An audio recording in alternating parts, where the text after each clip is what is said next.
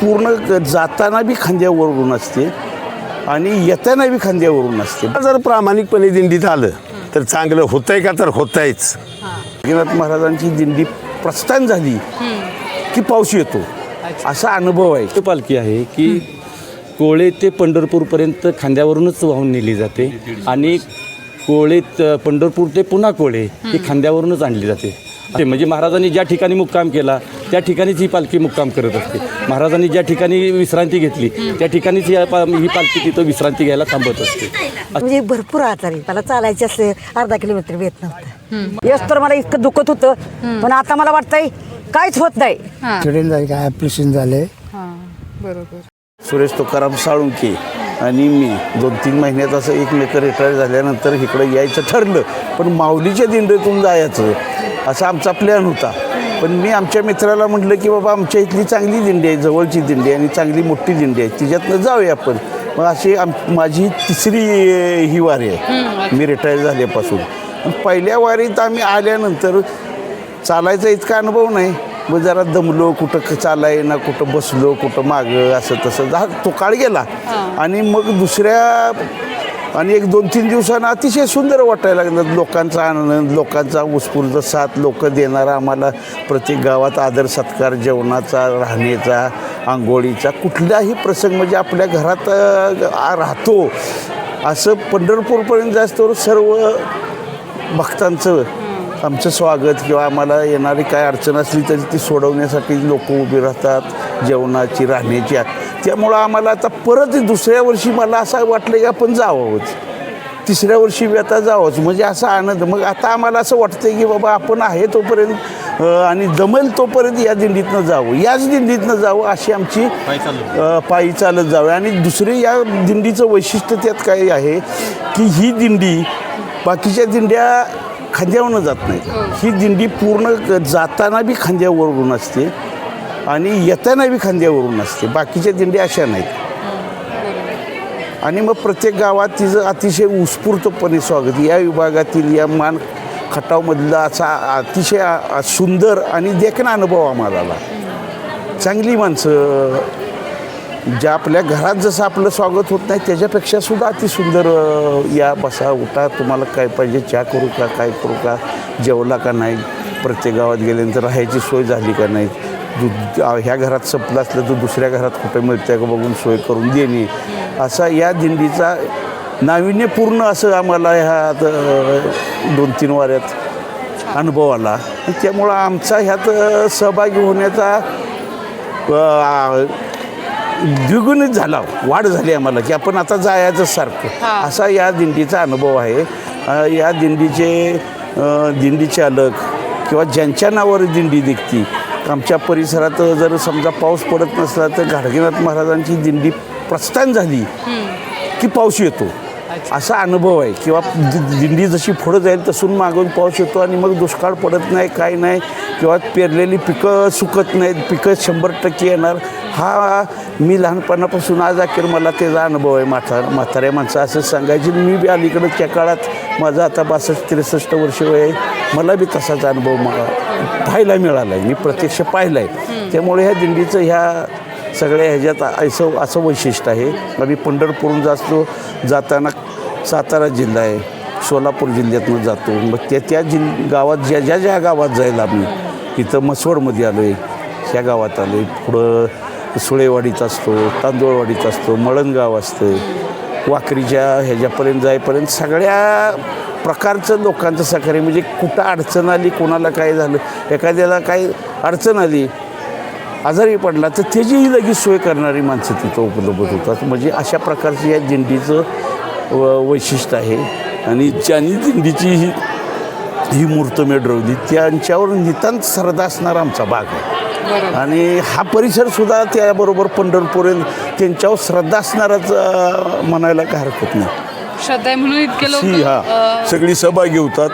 निघताना 1000भर लोक असतात. आता जाईपर्यंत 4000 लोकांची दिंडी शेवटपर्यंत जाईपर्यंत होती. आणि कसं वागा ह्याच्यात सुद्धा नाविन्यपूर्ण बदल घडवणे इतके ह्या दिंडीतनं शिकण्यासारखं. पण तुम्हाला नागनाथ महाराजांवर तर आमचं नितांत प्रेम आहेच. गाडगेनाथ महाराजांच्यामुळं परत विठ्ठलावर नितांत प्रेम आमचं असं. धन्यवाद. थँक्यू. मी प्राध्यापक सुरेश साळुंके, आता रिटायर आहे. अच्छा, ओके. माझी तिसरी वारी आहे. हां. तिसरं वर्ष आहे. रिटायर झाल्यानंतर म्हणजे थोडासा अध्यात्माचा पूर्वीपासून जरा म्हणजे कल होताच आमचा. माझे मित्र आदिकराव गरुड, आमचे राजू पाटील, डायरेक्टर आहेत सह्याद्री सहकारी साखर कारखान्याचे. त्यांनी आम्ही आपला विचार मी नाही केला की कुठून माऊलीच्या दिंडीतून जायचं का इकडून जायचं. तर म्हटले आपण आपल्या भागच्या दिंडीतून जाऊया आणि या दिंडीतून आम्ही यायला सुरुवात केली. आम्ही कराडमध्ये कराडमध्ये जॉईन होतो या दिंडीला आणि सलग 8-10 दिवस चालत या पालखीबरोबर असतो.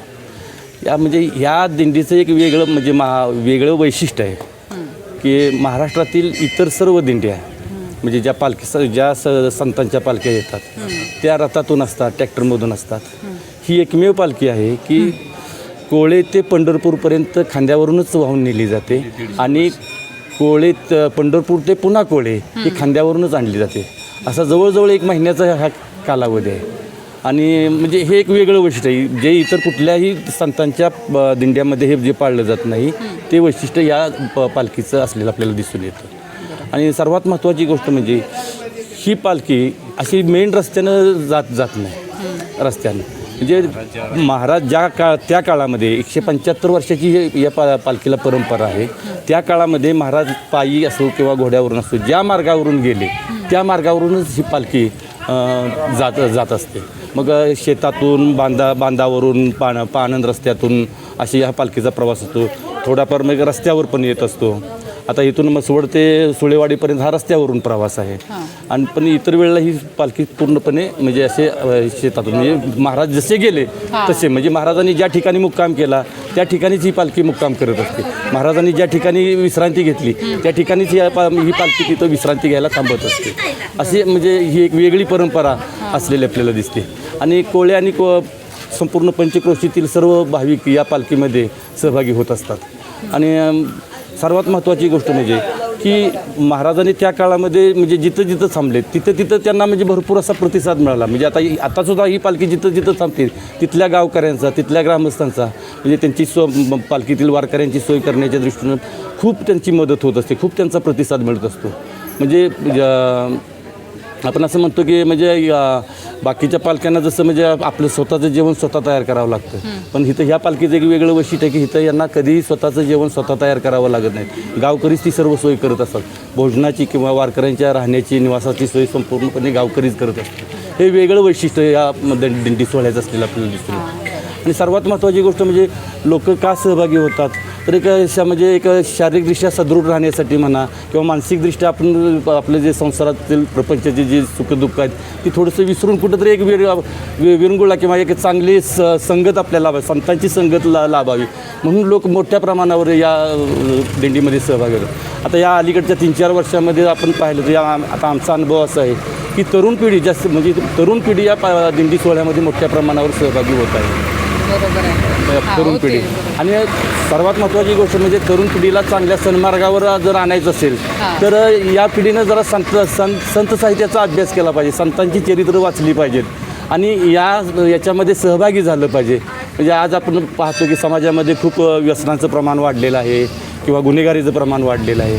म्हणजे याला जर पायबंद कुठं घालायचं असेल तर आपल्या पालकांनी स्वतः आलं तर ठीकच आहे परंतु आपल्या पाल्यांना बरोबर घेऊन जे या दिंडीत जर सहभागी झालं तर मोठा फरक पडेल. म्हणजे समाज सुधारण्यासाठी किंवा समाजातील जे असं आपण पाहतो जे विषमता निर्माण झालेली आहे किंवा बाकीच्या ज्या चुकीच्या गोष्टी समाजामध्ये होत आहेत त्याला जर कुठं जर पायबंद घालायचा असेल आळा घालायचा असेल तर पालकांनी आपल्या पाल्यांना बरोबर घेऊन या दिंडीमध्ये म्हणजे गाडगेनाथ महाराजांची दिंडी असं म्हणत नाही कोणत्याही संतांच्या दिंडीतून त्यांनी सहभागी व्हावं असं मला वाटतं. बरोबर.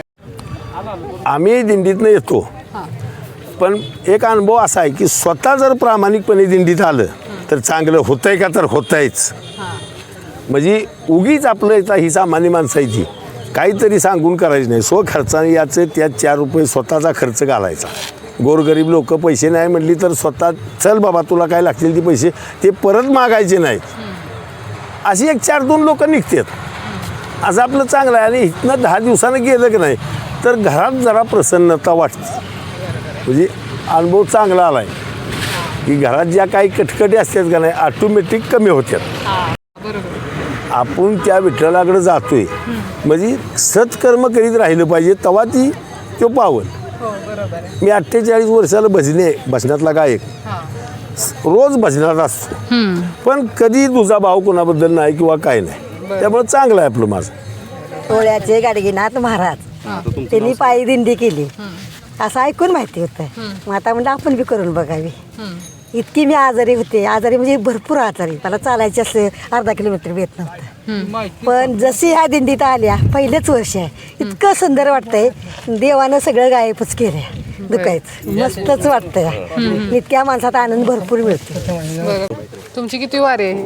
माझी पहिलीच वारी आहे आणि वय माझं 59 आहे. होय. तरी पूर्णपणे पायी दिंडी केली? पूर्ण पायी, अजिबात कुठं गाडीत बसलेलं नाही. वगैरे नाही. आता इतकं डोंगर वगैरे चढून अगदी हा, गाडगेनाथ चढला, महाराजांचं उतरला, काय सुद्धा नाही. हा गाडगेनाथ महाराजांची दिंडी अगदी एखाद्याच्या बांधानं तर बांधानं कधी डोंगरातून अशी येत असते तरी अडचणीत पण ना आली तरी काय वाटलं नाही.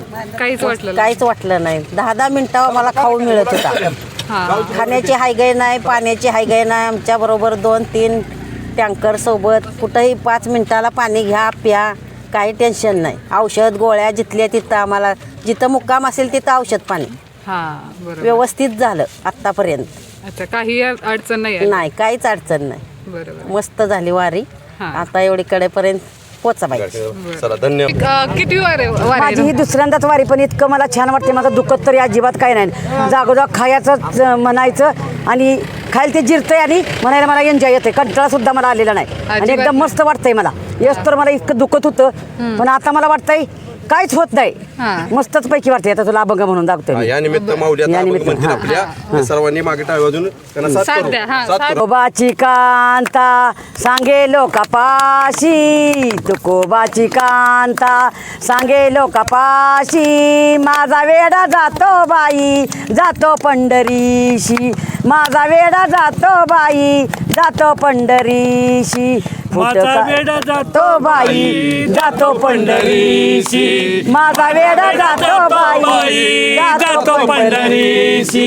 आम्ही तिघी बहिणी नांदतो सुखाने, आम्ही तिघी बहिणी नांदतो सुखाने.